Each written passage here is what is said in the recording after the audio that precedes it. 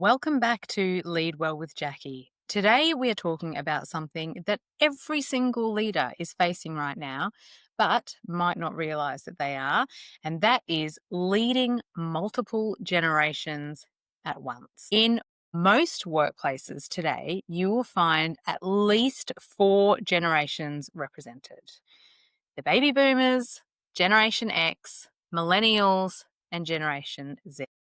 Some teams even span five generations when traditionalists are still in the mix. That is an incredible range of life experience, expectations, and perspectives.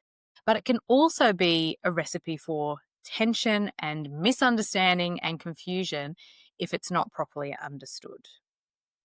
Different generations bring different values, different communication styles, and definitions of what good looks like. And when those collide, it can sound like that generation are just too entitled, or that generation are just so stuck in their ways. I just don't get it. Sound familiar? Here's the truth. Multi-generational leadership isn't actually about managing differences, but it is about bridging understanding.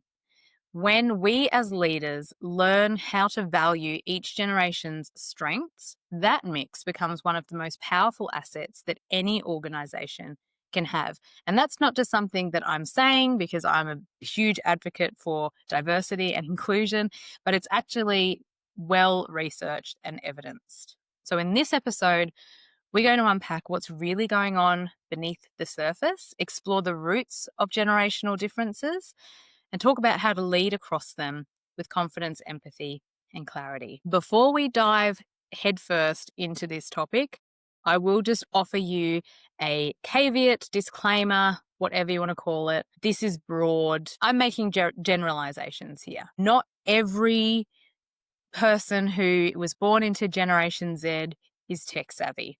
Not every baby boomer has more difficulty with technology or has more loyalty or wants to have longer tenure. Every individual is different. And if you take nothing else from this episode, I hope that you will take that the way to lead multiple generations effectively is to actually get rid of those labels, not to label or judge a person based on their generation, but actually to see all of your team members as individuals.